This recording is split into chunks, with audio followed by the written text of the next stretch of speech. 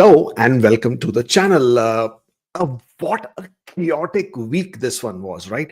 But it was something which was extremely exciting. A lot of us really enjoyed receiving the news early in the week, and that was of the job offer points finally being removed. Uh, it's a mixed, as far as I'm concerned, it's a mixed emotion in terms of was it right, was it not right, and a lot of you already know my views on that, and I have a more balanced view in the sense of points being removed. And yes, as much as I am extremely ecstatic about the fact that this was one big huge part of fraud that needed to be curbed, uh, I also feel equally bad for people who were victimized in this whole thing. And I don't mean the people who who have paid for their LMIAs. I am talking about those individuals who genuinely did have a job offer. And it's not only about the LMIAs, it is also about the individuals who have intra-company transfers, who have francophone mobility program job offers, who have under CUAT, under sorry, not CUAT, sorry, CUSMA, under the European Trade Agreement. So many other individuals also have job offers. There's also international experience class, right?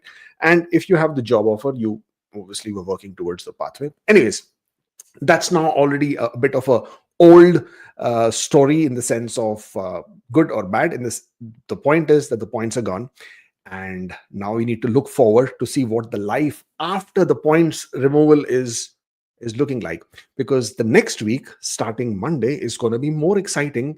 And the reason for that is this is a draw week that is coming.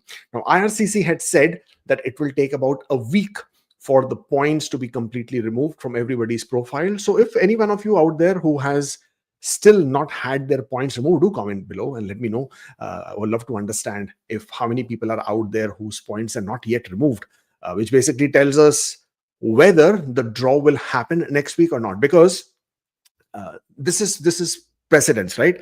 Uh, Whenever IRCC has introduced a new change within the express entry system, whenever we have seen this kind of a thing happening, there has always been a glitch. The knock system was one. The sibling points, when it was introduced in 2017, that was one. When they introduced the postal code changes for Canadian addresses, that was one. So there have been a lot of precedents in the sense whenever IRCC did introduce these changes, there were glitches. And if there are going to be glitches in this process, as in uh, do people's points get removed, they don't get removed, then IRCC may not conduct a draw next week. uh, I'm sure it's an easy bargain to deal with, as in a lot of people wouldn't really be upset about the fact that the draw doesn't happen, because the bigger objective has been reached in the sense of the points being removed, right? So it's going to be very interesting next week to see whether the draws will happen, the draws don't happen, and if the draws don't happen, if at all that happens, then in my opinion, it's going to be only because there is still an issue with the removal of the points in the express entry system. But if the draws do happen, it will even be more interesting, because then we will really get the glimpse of the express entry pool without individuals who have claimed job offer. And that would then give us an exact understanding of what to anticipate with the express entry draws as we move forward, as this year progresses, considering, of course, IRCC conducts regular express entry draw. And this has also made one thing certain, that the reason IRCC was not conducting draws over the last 6 weeks, 8 weeks, when we got pretty miffed with the whole thing, and was because they were absolutely on the verge of removing the job offer points. And in the bargain, they conducted back-to-back francophone draws. Now, the good and the bad. The good is that points are removed. The bad is, and this is for the more in terms of the francophone individuals or francophone category, that because there was back-to-back 3 draws, the scores did come down for the francophone category, but that would then put pressure on the rest of the people who are aiming at the francophone category, because they may not be conducting as many draws, or they may not be conducting as frequently a draw in francophone category for some time to come. Those things also needs to be taken into consideration as we prod along. Other than that, the Monday, which is coming up now, 31st of March, another exciting Monday. There's a song, another exciting Monday. I don't know what is the song, was it? Shucks, man. I know that song has been bugging me in my head. Okay, so Monday is the home care workers pilot. That's when it opens.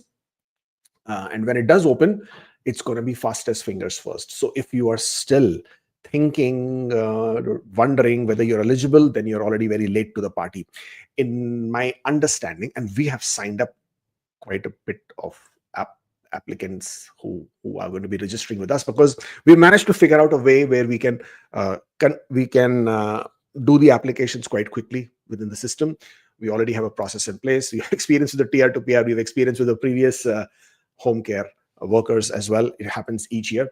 But the point is that if you are preparing for this, then I hope you have already kept all your documents ready. You should have all the information with you, all your work experience documents, education documents, language skills scores, your employer form, that is the most important document. Have that ready so that when the stream opens on Monday at 10 a.m., you are ready to submit your applications. Now, why is this very important? Is because what we noticed is in the tier to PR, when it opened in 2021, if you remember, IRCC was very forgiving.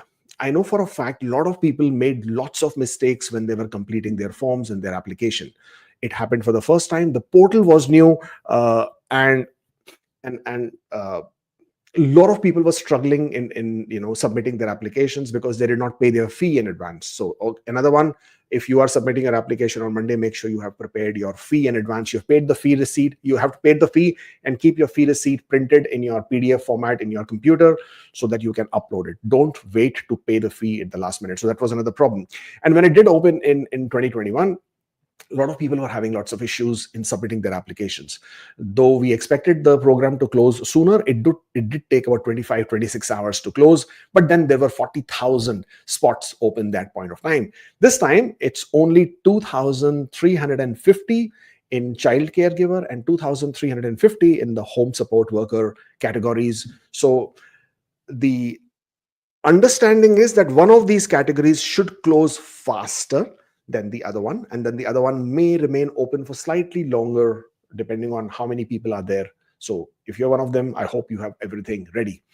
So that's so that's the two big things that are happening. One happening next week, one which happened last week. More importantly, a news which didn't get a lot of attention, but which is very, very, very big, and I will explain it to you why it is very big, is Saskatchewan. Now, I'm not sure if you have heard that Saskatchewan did make a lot of changes to their immigration program. First of all, they announced that they are now back in business. By that, I mean that they are now open. They will continue, with their application intakes, and that they had a pause of nearly 5 to 6 weeks, and that pause is now over. Now they will continue. They are also now going to start accepting job approval forms for new applications. So if your employer was ready to do it and you were quite upset that Saskatchewan has closed the intake of job approval forms, then good thing is that they are back in business. But the more problematic here is that Saskatchewan announced that they would return the applications that have been submitted to them under the Express Entry stream and under the OID stream. Now, these two streams, Express Entry stream, OID streams, have been extremely popular over the last couple of years. Lots of people who otherwise had no chance actually managed to get through those two streams. A lot of people actually had their relatives move to Saskatchewan, live there for a year and even later, so that they could participate in this particular stream. So this is really, really, really troubling, because for people who have been waiting for a year and a half, waiting for the processing, this is not looking good. Because if those applications are going to be returned, means these guys now are out of luck, out of option as far as Saskatchewan is concerned. And Saskatchewan is saying they will obviously return the refund the fee, but then I don't think anybody cares about the refund of the fee. What they care about is getting a decision on this application. So this one is very, very troublesome. This is very troubling, uh, because that tells me that if Ontario hasn't conducted any draws, if Ontario hasn't told us anything, if Ontario hasn't announced its streams, announced its program, are they by any chance preparing for something similar? That is what was worrying me a lot when I saw Saskatchewan coming up with this. Uh, you can't do this, right? You can't accept applications, get people's hopes up, have them preparing, running around preparing their documentation, and 1 year later, after you haven't yet made a decision on their applications, you tell them, hey, you know what? Take your application back. We're not interested.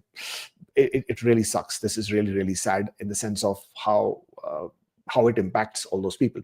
Uh, and on the same note, something similar is happening in the Atlantic provinces as well. In Atlantic provinces also, uh, the provinces are refusing applications for a lot of people whose occupation is what they now call not in priority list. So I've met with a couple of people who were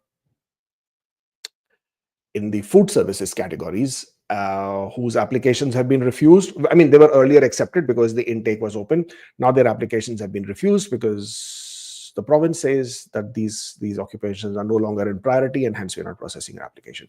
Now, as much as we would like to blame the province for it, because hey, of course, right, the provinces are the one refusing the application. The blame is not there. The blame is actually still with the central or the federal government. Why? Because Mark Miller decided to cut their quotas by 50%. And when you cut their quotas by 50%, then they have no leeway, they have no room to continue processing the applications, because the applications that are in the pipeline, that are already in process, are actually due for completion, due for processing, due for nomination this year. So they would go against this year's quota. But if their this year's quota has been slashed, then they don't have enough room to invite people who are amongst the priority that they would like to invite people for their province. And at the same time, they can't really continue with the processing of their previous application. So that's where the whole problem is. But this is how things are looking at this point of time. I'm sure a lot of you would be impacted with this. But you know what? Let's get on with our weekly roundup. Then we start taking questions, because that's what we are here for, right? So starting with this is the Canadian Immigration Weekly Roundup. And if you guys are joining me on Instagram, I am sorry, but I can't see your questions because my screen, sorry, I keep sniffling. I have a bit of a blocked nose. But yeah, if you guys are on Instagram, I'm sorry, your screen is too far away from me to see the questions. And you can see I'm already wearing a very thick pair of glasses. Can't really bend in and look at those questions. So please join us on the YouTube platform instead and post your questions there, and hopefully try and get to answer most of them as we plod along. Starting with the Express Entry, they did conduct a French proficiency draw on the 21st of March. 7,500 candidates were invited. That you already know. The score was 379. Then the PNP draws, what would happen? On the 20th of March, Prince Edward Islands conducted a draw, invited 124 candidates for permanent residence. They were living in PEI for at least 1 year. On the 21st of March, Manitoba also invited 108 candidates. And out of these, 101 LAAs, letter of advice to apply, or letter of application to apply, was sent out to score of 844. What else have we got? PNP updates. Now, this one is for Alberta. 17th of March, Alberta said that express entry applications. So basically, I'm not sure how many of you are aware about Alberta, but Alberta nominations is the most dangerous ones, in the sense, like, once you get the nomination, but if your express entry profile has expired, then you lose your nomination. Even after you get the nomination, if your express entry profile expires, again you lose the nomination, because Alberta, unlike other provinces, does not give you the nomination in a newer express entry profile. So that's a very, very big problem. and it continues to be an issue. But however, thankfully, Alberta has now come around and said that you can now make a new Express Entry profile. Let us know, and then we will give you the nomination in the new Express Entry profile if we are yet to process your application. Other than that, earlier Alberta was issuing work permit supporting letter for individuals whose application was in progress. Unfortunately, they will no longer support that aspect. Newfoundland and Labrador faces population decline. I mean, of course, what's happening is a lot of people are getting their nominations, they're getting their AIPs, and then eventually they leave the province. So it's not really that, despite welcoming a record number of 5,800 immigrants, they identified that nearly 3,050 or 2,525 to 3,050 people have left the province. Okay, this is what is happening. Saskatchewan is rebooting their provincial nominee program. And what they have said is that they have got their quotas slashed.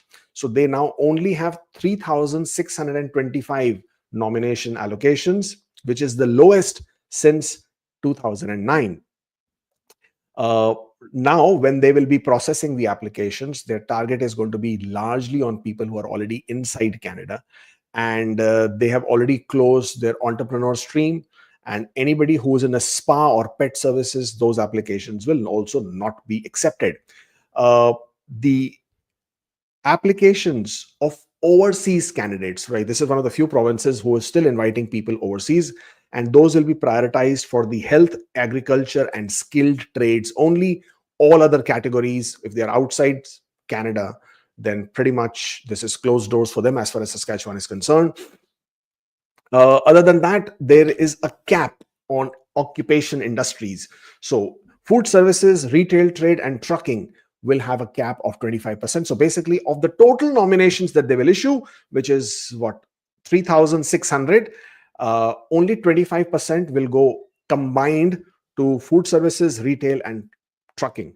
So how much is 25% of 3,600? I think it's about roughly 800-ish something, 800 something. So total 800 nominations will go in combination to food services, retail, and trucking, which again puts a lot of pressure on the people who were in that occupation. Spa, salons, pet care services will no longer get any job approval letters, and unfortunately, entrepreneur, international graduate entrepreneur, and farm operators streams are also now closed for Saskatchewan. On the other note, the job approval form intakes are back. So if your employers were willing to make an application for job approval letters, then please encourage them to do so, because that is again back. What else is there? Oh yeah, there's another big one, right? This is just some other situation here. If you are where did it go? Yeah, this is for the international students. If you were an international student who completed their education in a different province and then you moved to Saskatchewan, well, they have said that only those PGWP holders will be eligible who have studied in Saskatchewan from a Saskatchewan designated learning institution, and applicants must have resided in Saskatchewan during their studies and gained work experience relevant to their studies in the province. Only they will be eligible under the international student stream that Saskatchewan has. And postgraduate work permit holders who studied outside Saskatchewan but worked in the field of education are no longer eligible for Saskatchewan experience pathways. So that's another hit for people who are looking to target Saskatchewan. Pretty, yeah, it sucks. And oh, well, there is another one. And that's another big one. Where is that gone? Hold on. Why don't I see that? Okay, the another big one is why. Interesting. Apparently, I have deleted my slide. Anyways, so another big one for Saskatchewan is that, oh yeah, sorry, of course, it's here. The first paragraph, spouse open work permit. So if you were a person who had a spouse open work permit, if you were eligible I mean, if you thought you were eligible, well, you are no longer eligible for any of the Saskatchewan immigration pathways. This really is sad, because there were so many people who had secured job approval letters, who had secured support of their employers while their spouses were studying, while their spouses were on closed work permits. The other spouse who was on an open work permit managed to get that. They submitted their applications, or now will be submitting again. Now Saskatchewan says individuals who are on spouse open work permits not eligible in any stream, in any program. This one is pretty, yeah, this is really sad, in the sense, like, but again, I mean, how do you blame the province for this, right? The province only has 3,600 slots. They can't really do much. They would like to prioritize as much as possible people who are already inside Saskatchewan, people who are already studied in Saskatchewan, who have got the job approval letters. How so? For them, it's such a difficult situation to be in. You do not know who to prioritize. And I guess different categories of people are getting impacted: spouse open work permits, postgraduate work permit holders, people who already had submitted their applications in express entry and OID streams in Saskatchewan. Those are the ones who are suffering. Other news. Okay, other news is student applications plummet. Well, of course, we expected that, right? That's what IRCC wanted. The key trend here is that the international student demand in Canada is dropping significantly. Well, that is what the whole plan was since last year, January, when Mark Miller came and announced that there would be caps on the study permits and that they would be accepting only a limited number of study permit applications. So what happened is, in January 2025, only 29,300 study permit applications were submitted. This is the lowest since 2021, and it is down 46% from Jan of 2024. So last year, Jan 2024, 54,000 applications were submitted. Now, I'm not saying they were approved. These were the applications that were submitted. In Jan this year, 29,300. In full year of 2024, total applications that were submitted was 580,200, which is down 33% from 2023, which was pretty high. 860,800 was a huge number, and that is what they were looking to curtail anyways, and that's where it has dropped. 280,600 fewer applications.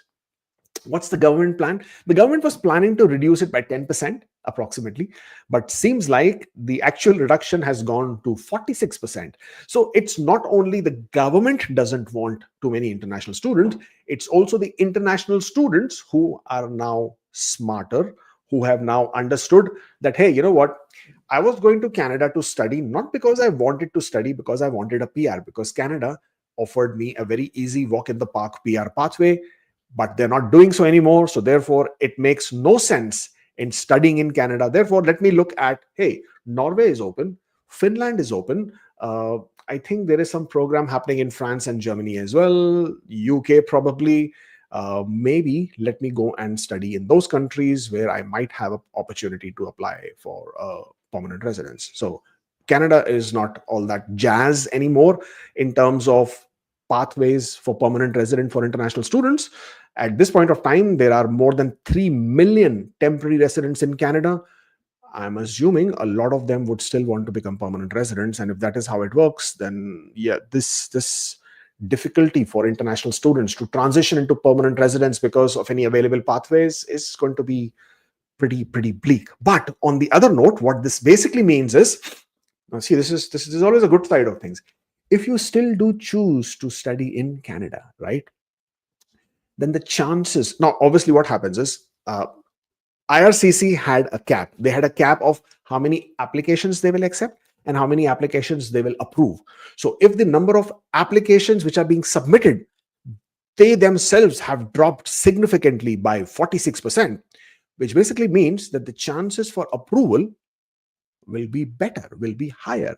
So if people were submitting their applications in the same numbers like they were doing before, then IRCC was going to continue being stricter in the decision making of the study permits.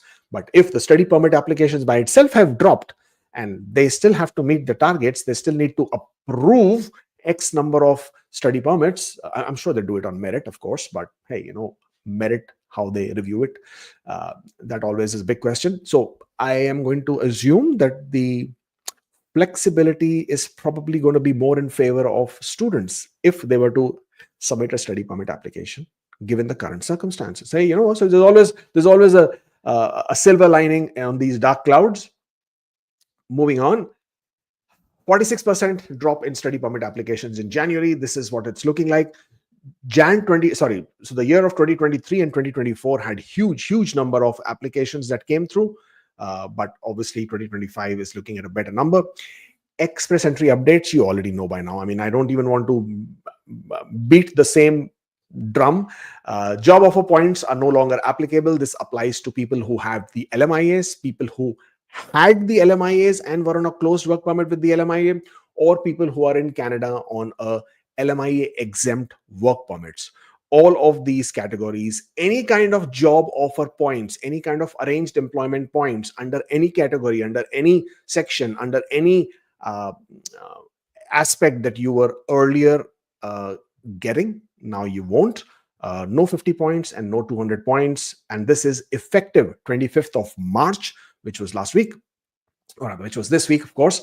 And as I said earlier, IRCC will basically be transitioning the points removal from your profiles over a week or two. And therefore, there is a very high possibility of a draw next week. But if IRCC, for whatever reason, barring the technical glitches, if they are unable to do so, then you might not have a draw next week. Or if at all there is a draw next week, it might be for a category again. So that's one thing that you need to bear in mind. But of course, if there is a draw, it would give us a great insight as to what the pool is looking like now. And I would really like to see the pool. Two things will happen, right? Either a lot of people's points have been removed and some are being in the process of being removed, so they are in the transition stage. And if they do conduct a draw, then the pool breakdown would still not be correct, because a lot of people's profiles still have to be transitioned. So very interesting. I mean, I'm really looking forward to seeing next week's draw, hopefully a Canadian Experience class draw, to understand where the pool is sitting at right now, because that will then give hope to countless people who are out there whose work permits are expiring, whose work permits have already expired, who are sitting in that 500 and 515. I think that range. There are so many of you out there, right? Between 500 and 515. This is going to come as a huge hopeful expectation. But not only those, even the 490s can now start chirping up, because next week, when we have a better insight of the draw, of the pool breakdown, you can then start thinking, okay, if IRCC issues so many invitations after every 2 weeks, and the number of people who keeps getting added into the express entry pool, that number is not that high with score of 500 plus, because, hey, no LMIAs, no job offer points out there, which would then tell you that. So this is how it works, right? Simple mathematics. The number of people entering into the pool is much less, and the number of invitations is higher, then obviously the scores keep dropping faster and faster, sooner and sooner. Hopefully this year we can finally see the breach of the 500 mark. Fingers crossed. Really looking forward to that. What else is there? Okay, so this is the home care pilot worker. You already know by now, 31st of March. Make sure you're ready to submit. And even out of status, even individuals who have been out of status but working in the home care as a home caregiver, then you would still be eligible depending on certain conditions, as in you entered Canada before the 16th of December, or is it 21st of December? 31st, no, 16th of December. No, I don't have the date here. You should have entered Canada before 16th of December 2021, and you should have had a work permit at least in the past. So as long as you've had that, then you would be eligible even if you're out of status in Canada. That's basically all I have for you guys. Connect with us on social media platforms. We are everywhere. YouTube, Twitter, TikTok, Facebook, name it, we are there. Actually, we have a huge community on Facebook. And if you're not part of it, I think you're really missing out. If you're a Canadian immigration aspirant and you're not part of our Facebook group, then you're really missing out. At the last count, just the main group itself had nearly 275,000 people, which basically tells you that there is almost all kinds of applications, all kinds of backgrounds there. So do join the Facebook group. It helps. A lot of people exchanging their own personal stories, a lot of people exchanging their own questions, their own doubts, and of course, solutions to problems that you might have. So good place to be. On other note, if you are a person who is still on the fence on your home care pilot and still struggling, well, we are still, I think we have 1 or 2 more spots left. We can still take in a couple of more clients in terms of the home care pilot, though I know it's too late, but my team is still good team, and I have a good team, and they're all working over the weekend to make sure that everybody's application is ready for submission come Monday 10 a.m. Eastern time. So yes, do hit us up, support@askkubeir.com. That's the email address. Where is it gone? Yeah, that's the email address, support@askkubeir.com. By all means, drop us an email, or if you just want to discuss about your application one-on-one, then please, by all means, make an appointment, askkubeir.com/appointment, and we can talk about your documents, your applications, your questions, your queries one-on-one. Don't forget, I am a CICC licensed immigration consultant, and we do have a full-fledged immigration services firm where we do handle all kinds of immigration applications. So if you're looking for a consultant, if you're looking for a representative, do consider Ask Kubeir. Thank you for your patronage. Now, and if you are here on the channel, if you're watching this, then please do hit the subscribe button, hit the like button, share it with somebody who also might be interested, so that they can also keep themselves abreast with all the updates as and how that they happen. Okay, questions. Okay, on that note, also people who are celebrating Eid Mubarak to you guys in Canada. I think it's going to be Eid tomorrow. For people who are in India, in Bangladesh, in Malaysia, and Indonesia, well, you guys will be celebrating Eid on Monday. So Eid Mubarak to you guys as well. Questions. Where are the questions? Okay, let's see this one. Is it really wise decision to go back to home country, get 1 year of work experience, and boost CEC scores? Current CEC score is at 459. You know, what a good question. With the LMIA points gone, with the job offer points gone, what are the options to improve your score? So if you already have CLB 910 in Canada, you already have 1 or 2 years of experience in Canada. French is not, it's not up your alley, right? You're not something, you don't think French is something which you can do. Then most definitely going back to your home country, or even working remotely in Canada for an employer, you can gain foreign work experience. 1 year of foreign work experience gives you more points than 1 additional year of Canadian work experience. Isn't that strange, right? So for example, if you are a person in Canada and you have 3 years of Canadian work experience, 3 years, you will have less points than a person of a similar profile who has 1 year of Canadian work experience and 1 year of foreign work experience. So you know what? It's definitely in your favor to gain foreign work experience. That would be a great way to push your scores up. Absolutely do it. And actually, that is another area where there is a lot of fraud as well, but then that's a different discussion altogether. You're probably the best guy that talks about immigration in Canada. Thank you so much. Thank you. Really appreciate it. Ragasya says, I did soft landing last year, did stay, went back, got married, moving back, planning to apply outland spousal visa. Will VO raise questions to my intentions to stay? No, of course not. At the end of the day, if you are making an application for spousal sponsorship and you are a person who is who's complying with the residency obligation, you live in Canada, you got married, yeah, absolutely, by all means, get married and sponsor your spouse. Absolutely no issues there. What else have we got?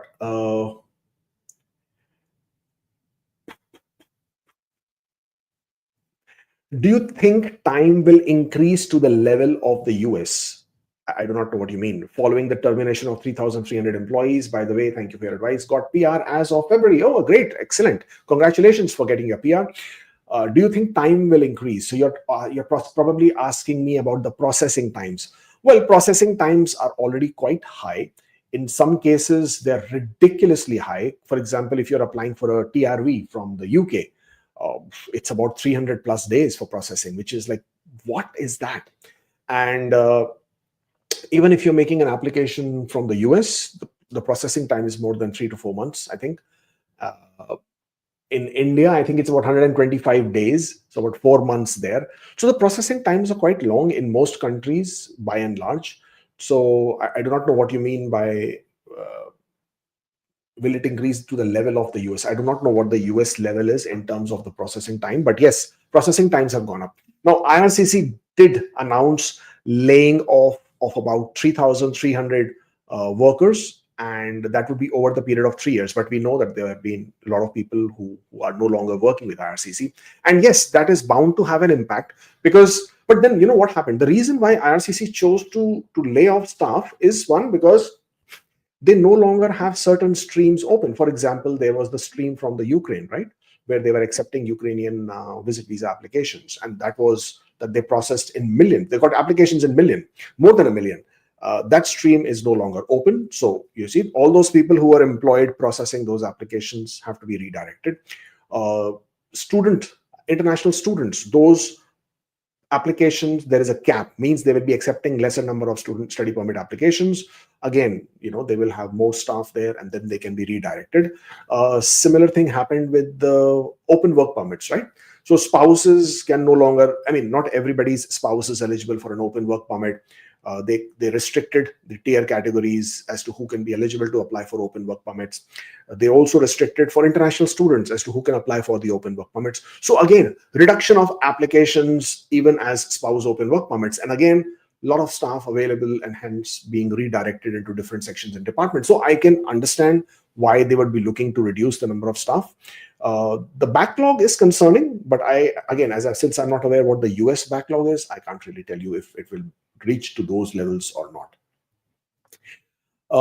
Okay, plenty of questions coming through. I'm not sure what this question is about. It says, what if one pays fees and one way or the other not able to submit the application? Is there a refund?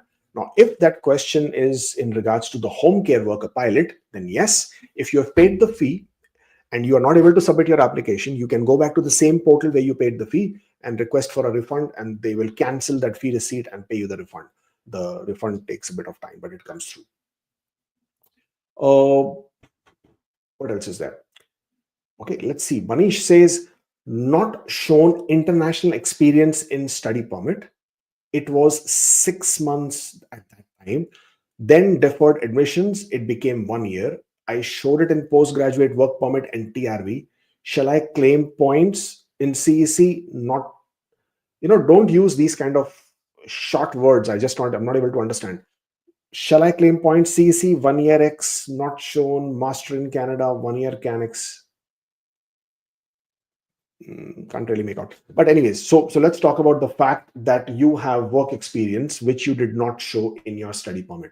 It's always a concern. And we are seeing an increased scrutiny with regards to people who have not disclosed work experience at an earlier date and now are showing it in their express entry applications. It's a very big concern, to be very honest. Let me see if I can find one document here. And also, let me see if I can share the screen and show you this document. Now, because you have shown this work experience in a postgraduate permit and shown this experience in your TRV, there is a possibility that you may be able to get away with it. I mean, as long as you can explain. So, for example, what will happen is that if you have shown it in your postgraduate work permit, you have shown it in your TRV, and if IRCC asks you why did you not show it in your study permit, you may still be able to explain. But it's still pretty dodgy and risky, because had you shown it in your study permit, depending on the work experience, there is that minute possibility that IRCC may have considered it and may have not granted your study permit. So therefore, withholding information is a violation of section 16.1, which is that you must you must complete your application truthfully and honestly. Let me see if I can show you my screen. Hold on. I can. Yes, this is the screen. Oh.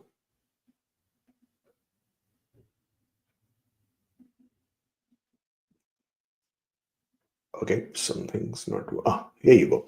So this was a procedural fairness that was sent to a person who had claimed work experience in their express entry application, but they had not shown this work experience in any of the previous application. Now, in your case, you still have shown the work experience in your postgraduate work permit and TRV, and therefore you may be able to explain, you may be able to justify, you may be able to show that your intention is not to withhold, your intention is not to lie, but that this was the reason why you didn't show it. But even if you had 6 months of work experience, there is no reason why you shouldn't have disclosed it in your study permit. So it's going to be a 50-50 thing. It's pretty dodgy, pretty dicey, and this is one decision you will have to make yourself. But this on your screen is a procedural fairness letter, and this is of a person whose application has eventually been refused. IRCC didn't accept any kind of explanation on this one, and this is where it stands. It's pretty difficult one. It impacts people. Sometimes there is a genuine misguidance that people get. Your agent, your consultant, they genuinely make you believe, or you fall into the trap on believing them, and that you don't need to show your work experience, that you will get impacted, blah blah blah. But at the end of the day, you are responsible for your application, and if you have chosen to not disclose it, then you have also chosen to accept the risk that comes with not submitting a complete and a truthful application. And unfortunately, the consequence of that at today's day and time can be quite severe. So you have to be very careful. If there is any part of your work experience you did not show it in your study permit, in your PR application, you must still show it. It should come in your personal history. You cannot be taking advantage of that work experience. You cannot be taking points for it, but you should still show it in your personal history. So this is something which is extremely important. I forgot to add one part-time experience of 2 weeks in work permit and TRV application due to space. Okay to do it in personal history when I get the ITA. Yes, that's absolutely fine. That's not going to impact your application in any manner. Please go ahead and do it. Me and my common law partner living since November 2022 together and same documents provided to IRCC. Should we do reassessment for tax for the last 2 years, or is it okay if we put 2024 date on CRA as common law? Well, your disclosure to CRA as common law partners will not have any bearing on your express entry application. If you have already reflected your relationship correctly to CRA, yes, of course it helps, because that becomes your additional supporting document. But if you haven't done it in the past, then that's absolutely fine, as long as you have other sufficient documents to validate and verify the genuineness of your relationship and your common law relationship, then you should be fine. It should not be an issue. I applied for PNP non-express entry, received AOR, medical passed, but eligibility still in progress. There is no restriction on employment. Can I apply for Bridge Open Work Permit? Yes, you can. If there is no restriction on your nomination, then you can apply for Bridge Open Work Permit. And please don't forget to provide the copy of your nomination letter when you are submitting your Bridge Work Permit application. Am I able to apply close or open work permit after getting visitor record? My PR file is in process on the basis of Manitoba application. My consultant said we can virtually apply for work permit outside Canada. Well, the whole point is to apply for a work permit, you will either need an LMIA, or in your case, if you have a Manitoba application, you might need a work permit support letter from the province under Section T13. Now, if you don't have that, then unfortunately, you have no provision to apply for a work permit.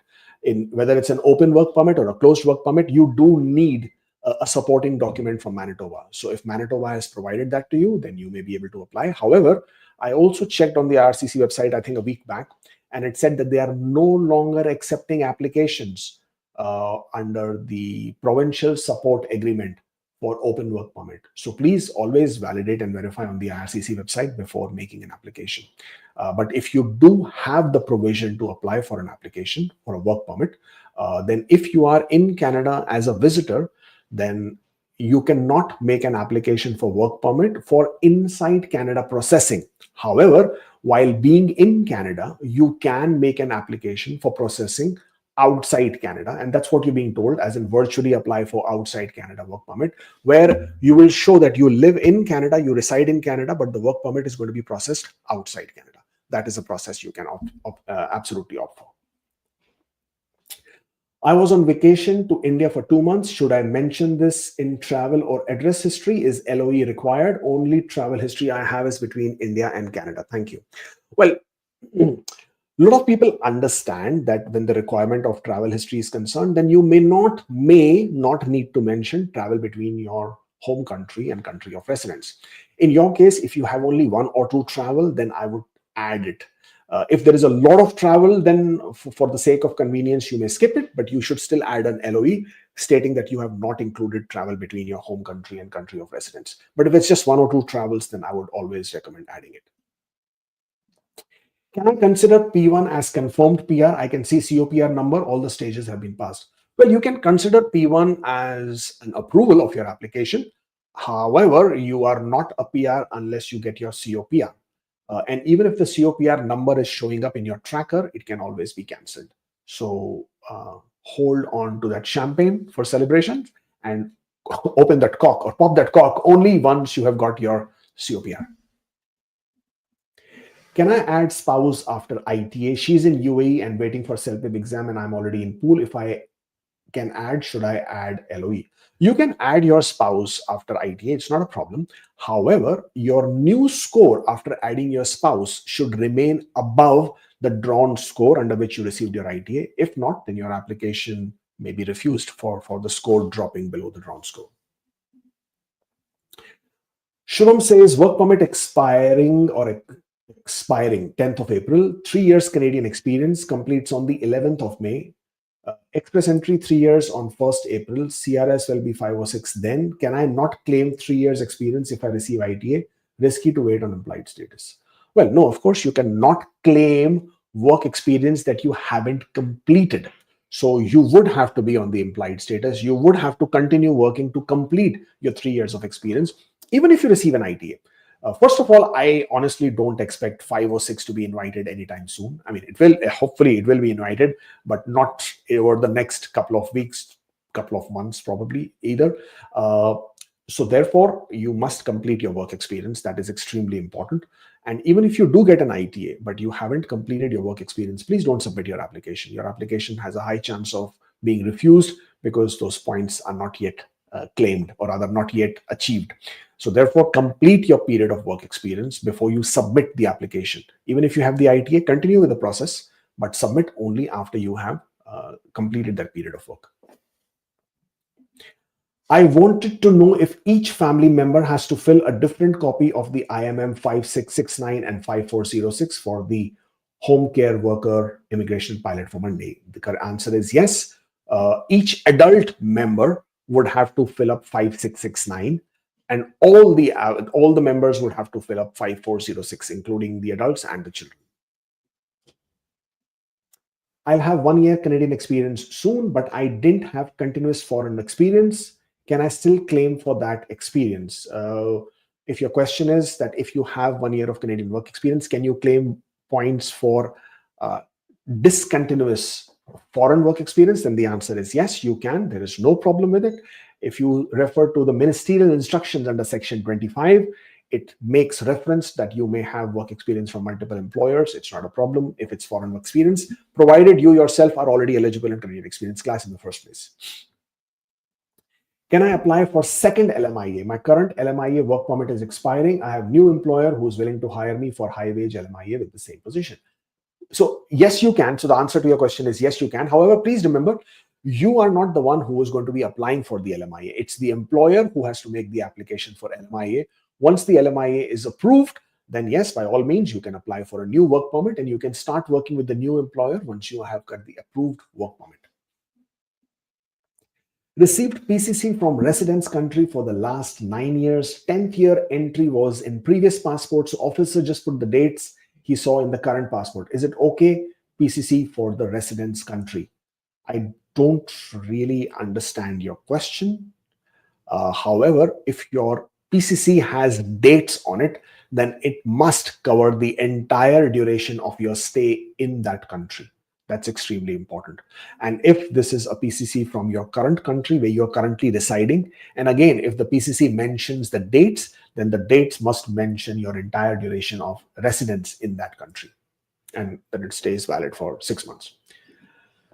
I got congratulations email and told to download my ECOPR from the permanent residence portal. but I can't find my ECOPR on the portal. Well, first of all, congratulations. That's great and awesome news that you've been, that you're getting your COPR. Sometimes it happens. Sometimes you need to give it a couple of days before the COPR appears. And if it still does not appear, then you will need to email them, and you will need to ask them to send it to you separately by email, or to, reactivate your portal so that you can get the copy of your ECOPR. As per your experience, how much vacation, sick time IRCC considers? Next month will be 510 with 3 years experience, work experience. I took 1 month vacation per year. Well, as far as IRCC is concerned, they're very, very clear on their website. They said 2 weeks per year, 2 weeks per 52 weeks is what they consider as acceptable period of paid vacation in your documentation. So as long as you have that period covered, then that's fine. Any additional period, now, there is also a little amount of discretion that IRCC applies, and I don't always recommend taking a chance with that discretion. I would rather you have additional period of work that you have completed, so that that compensates for any shortfall there. Work. I mean, when you say work, I'm not sure if you're saying work permit. Will expire on 1st November, score 482, maxed everything. Any chances? If I should I go for study permit, can I still be eligible for CEC with study permit? I am sorry, but I can't really check your score and figure out your options and profiles on just by that very little information that is available. But I will answer your question about going for study permit again. Go for study permit again if you wish to, provided you gain advantage from that study. If it's not going to add any points, then it's of no real value to you to study again. You won't get another work permit, but if you do choose to study, then you will continue to be eligible under CEC. And if you get invited, you can also complete your application under CEC. You can also perhaps consider going back to your home country and completing 1 year of foreign work experience. That, in essence, will add significant advantage and more points in your profile. My job title is welder, machine operator, but my job duties align with metal fabricator. So what will be the primary knock code? Is it must to add knock code? So if your knock code aligns with metal fabricator, then choose that as your knock code. You can also choose that as your primary knock code. You can choose the knock code in which you have the most amount of work experience as your primary knock code. You can choose the knock code which will target a specific PNP program as your primary knock code.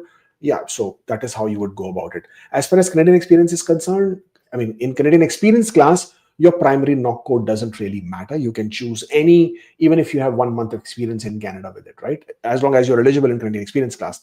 But if you're eligible in the federal skilled worker program, then you must choose the knock code in which you have the most amount of work experience continuous, because that would be related to your eligibility.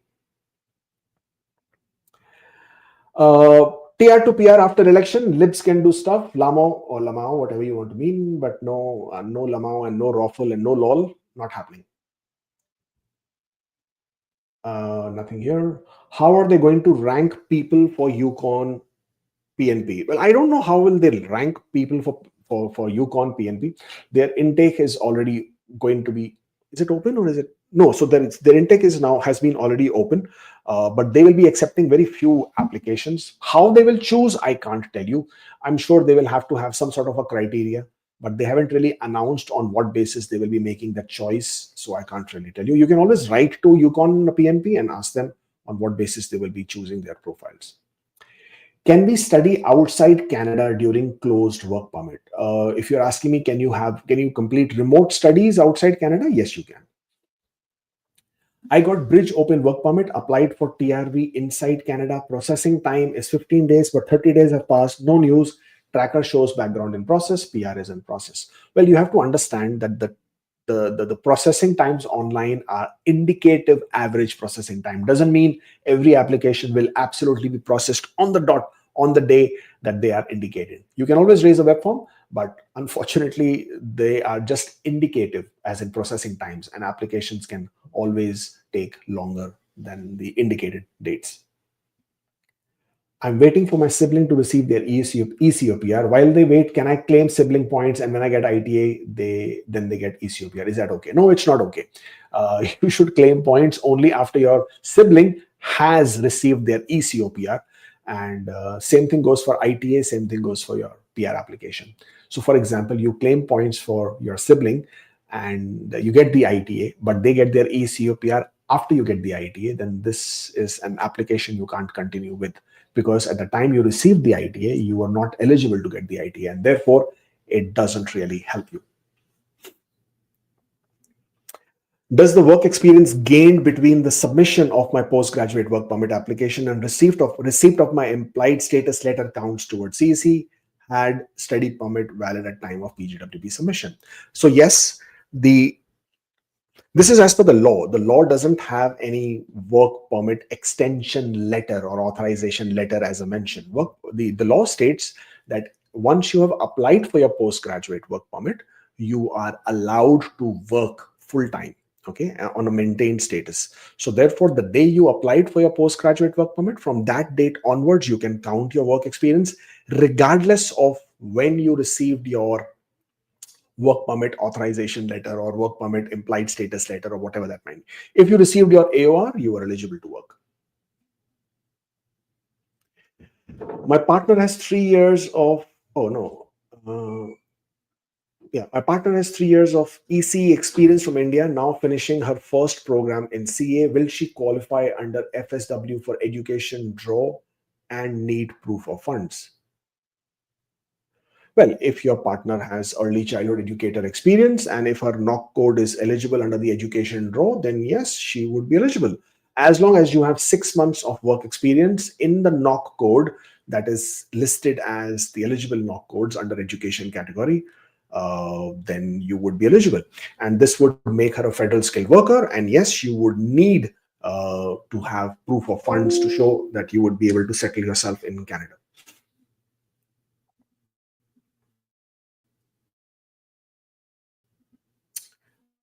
Okay, what's this? I have all the I have all the pay slips, T4s from a previous job, but I need work experience letter, but employer is not responding. What should I do now? Well, chase your employer if you have to, talk to your manager and have them write you a letter. But having an employment reference letter is extremely, extremely important, because in the absence of your experience letter, you would not be eligible to submit your application, or you would not be able to claim those points. Your employment reference letter indicates the dates, it indicates the period of work, it indicates your salary, and most importantly, it indicates your job description, which is a requirement. Otherwise, they can't validate your knock code.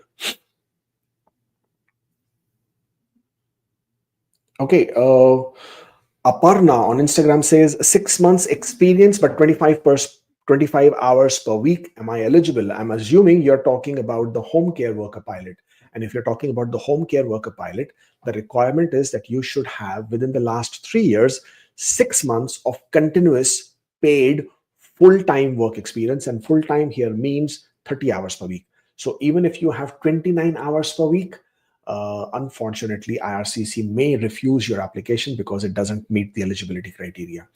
If you're working part time and have worked for longer, can you claim that? Unfortunately, no, because the requirement is at least 6 months of full time paid work experience within the last 3 years.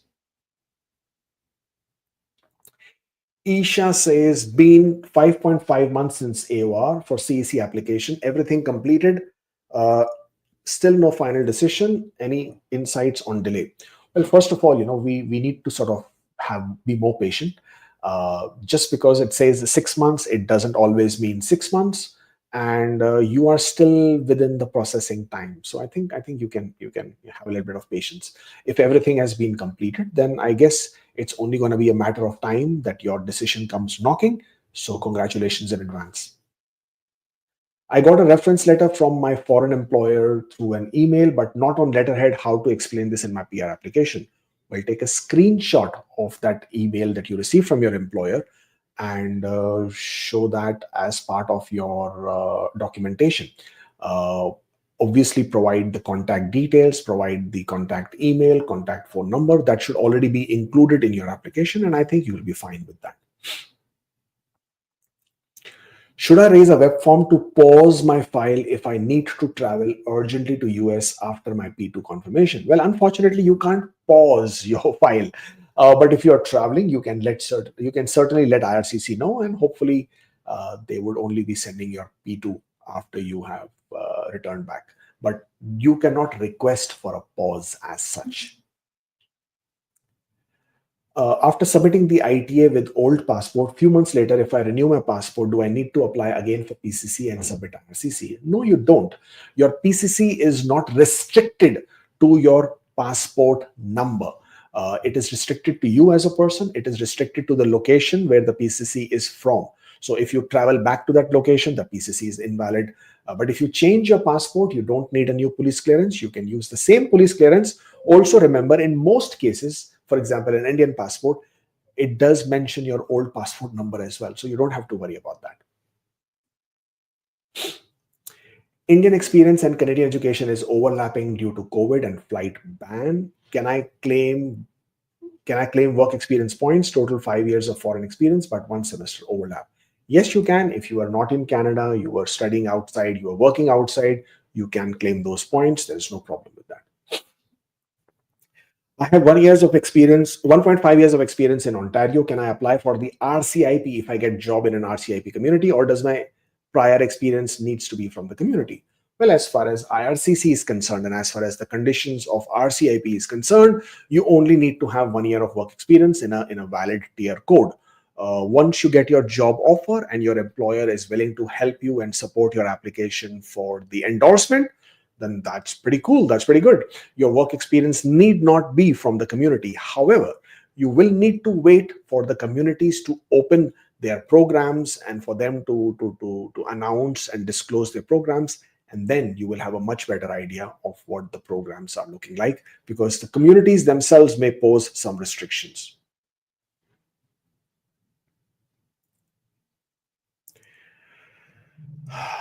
Okay, why have I lost the question? Okay, Islam says ongoing inland application under non-EEPNP from June 2024 got PAL, provincial attestation letter. Is it okay to create a CC profile to be in pool with 2 years of work experience? Will it affect my ongoing non-express entry application? So you can create an express entry profile. There is no problem.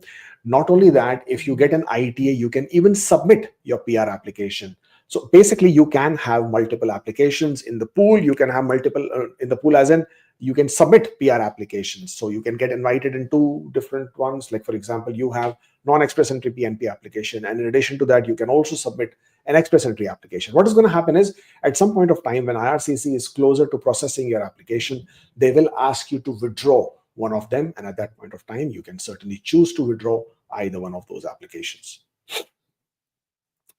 Any hope for Ontario tech draws starting in April? I don't know. At this point of time, Ontario has been mum about any of their draws or program. We are only hoping that they announce the draws soon. Applied postgraduate work permit in May, still haven't received. Well, it's a good thing you haven't received, right? Because it's giving you additional period of work, which you wouldn't have got otherwise. But again, there are a lot of applications that are still stuck. You can always raise a web form. You can always call them. But other than that, unfortunately, nothing much that can be done. Nothing here. LMIA expired on Feb 10th. Close work permit and PR in process, now in implied status. If ECOPR comes before close work permit approval, then PR will be cancelled or not? Huh? My friend, if your ECOPR comes before close work permit, then I don't understand what you mean by PR will be cancelled or not. So something wrong with the with the question. I think you're confusing a couple of things. But if your ECOPR comes before your close work permit is approved, then your close work permit application will certainly be cancelled. So I'm assuming that's what you are asking. Can I work remotely for a foreign developer on a postgraduate work permit? Yes, you can. I've used 2 months of banked overtime at my work. I have 2 months of banked overtime. Will that experience still be counted? I was still in Canada at that point of time. I do not know what you mean by banked overtime. But no, anything which is banked doesn't automatically give you advantage of extra time or extra work. At any point of time, whether you worked overtime or not, that doesn't matter. What matters is that you work for 30 hours per week and you claim only 30 hours per week. For sibling points, do they need to be inside Canada, or ACOPR works while they're outside and are planning to travel? No, they need to be in Canada. You can only claim points for siblings if they are living in Canada, residing in Canada at the time you get an ITA and at the time you submit your application. Is there any chance for OINP and OINP skilled trade stream? Well, the chances are there. There has been no changes announced by Ontario, and until they announce any changes, I would assume that all their programs are still open and available and will basically be announced at some point of time. I have 483 in trade category with 9 months experience, overall more than 2 years, work permit expiring in 2025, chances of PR, I can't tell you, I don't know. I do not know what kind of scores will happen. I do not know what your knock code is. I do not know where you are, which PNP you will be eligible in. But if you're eligible in PNPs, then you have a good chance. 483, in my opinion, for trade category in express entry should have a reasonable chance, definitely. 483 is not a small score. It's pretty decent, especially in trade category. Postgraduate work permit expires in Feb. My first PR support LMIA expired. Can I apply for second time LMIA and then apply for a closed work permit? Yes, of course, absolutely you can. You can apply for a, you will not be applying, your employer will be applying for a LMIA, and based on that, you can apply for your closed work permit. Can sponsor go to India after applying spousal PR? A sponsor can travel to wherever they wish to travel on a spousal PR application.